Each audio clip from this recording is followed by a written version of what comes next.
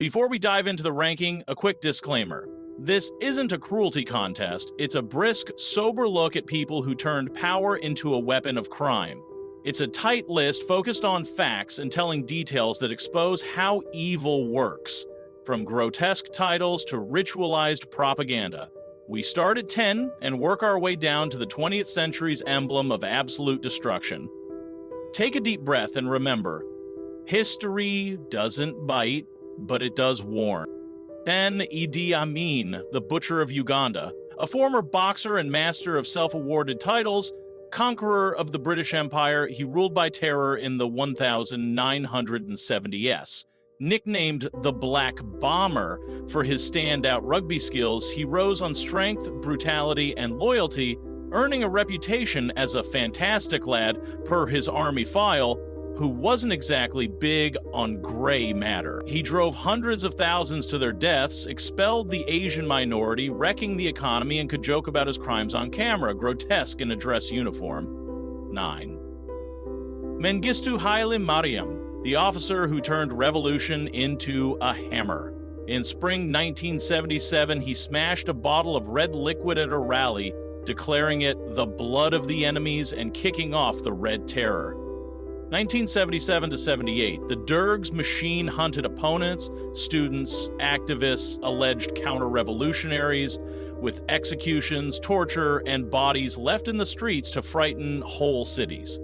They were executions, tortures, and bodies left in the streets to frighten whole cities. Famine and forced relocations became policy tools. Convicted in absentia, he's lived for years in Zimbabwe, treated at times like a retired dignitary, a bitter lesson in impunity. New Order, Kim Il-sung, founder of North Korea and architect of the Camp State. He launched the Korean War and built a system of prison camps and a cult of personality that still dictates everything down to how people should dress.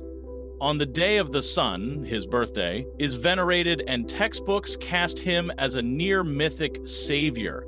History written to order. 7. Hideki Tojo, Japan's prime minister in World War II. A man of discipline and notebooks, he liked to jot down who'd get what. And what Asia got was brutal occupation and war crimes, from Nanjing to Bataan. Tried after the war and executed, he first attempted suicide. He survived to hear the sentence. Branded a war criminal at the Tokyo trials and hanged, he was often dubbed the Hitler of the Far East. 6. Leopold II, King of the Belgians, in Congo only by name. Rubber and ivory were worth so much that entire villages paid missed quotas with their own limbs. Literally. Severed hands became the emblem of his private empire. In Brussels, he built splendid palaces to veil the moral desert on the equator. 5. Pol Pot, born Salassar, also known as Brother Number 1 and Uncle Secretary, the teacher who tried to erase history with the chalk of Year Zero. He emptied the cities, sent people back to the Ho, and even banned glasses for signaling intellectualism. Then came the killing fields. Nearly a quarter of Cambodia perished. He died in the jungle, pursued more by memory than by a court. Poor Timur the Lame, Tamerlane, the maestro of towers of scalps? No, skulls. A 14th century conqueror who left cities burned and decorated with pyramids of heads and whose legend swelled even after death. When his tomb in Samarkand was opened in 1941, a local warning said, "Great misfortune will come." 3 days later, Germany struck the USSR. 3. Mao Zedong, the chairman who turned revolution into social catastrophe. The Great Leap Forward was meant to fast-track history and delivered one of the worst famines on record. Then came the Cultural Revolution, the hunt for class enemies, and a youth cult with the Little Red Book. He was a poet and a propaganda swimmer. Remember that stroll across the Yangtze, but the casualty statistics speak loudest. 2. Joseph Stalin, the man who airbrushed photos and history with the eraser of fear. The Great Terror, the gulags, purges of the army, deportations of whole peoples, and famine from Ukraine to Kazakhstan. The death of one person is a tragedy of millions a statistic, a line often pinned to him, apocryphal or not, because it captures the coldness of his rule. 1. Adolf Hitler, the symbol of 20th century evil. He designed death as an industry. The Holocaust, camps, the extermination of entire groups, and a war that ravaged a continent.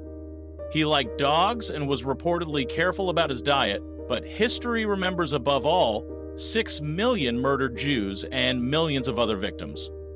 On April 30th, 1945, he killed himself in a bunker, ending the 1,000-year Reich after just 12 years.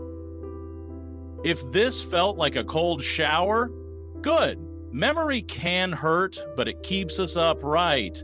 As Zbigniew Herbert put it, we need history to remember so we don't repeat.